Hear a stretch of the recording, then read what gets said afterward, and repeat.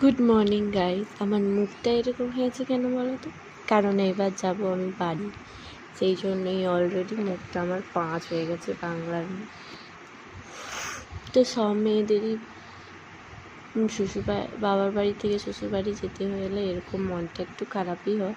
তো যাই হোক, এখানে আমরা রেডি হয়ে গেছি যাব বলে। ওর বাবা এসেছিলো কালকে আমাদের আনতে, তো আজ সকাল সকাল আমরা বাড়ি চলে যাচ্ছি।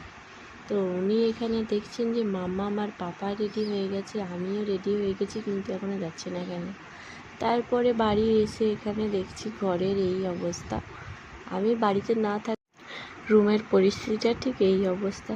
তো যাই হোক, পরিষ্কার করে এখানে লাঞ্চ করে নিয়েছি। আজকে লাঞ্চে হলো নিরাম ছিল, সোমবার যেহেতু। ডাল ছিল, কুঁদরির তরকারি আর উচ্ছে আলু ভাজা ছিল আর ভাত। খেয়ে দিয়ে এখানে বিকেলবেলায় আমি বাবাকে নিয়ে একটু বেরিয়েছিলাম। তো উনি এখানে এসে এখানে কাউকে চিনতে পারছেন না। তারপরে একটাই ওকে চকলেট খাচ্ছিল। তো এটা ছিল ডার্ক চকলেট, নো সুগার। তো তেতো লাগছিল যেহেতু মুখটা বাঁকাচ্ছিল। ভিডিওটা কেমন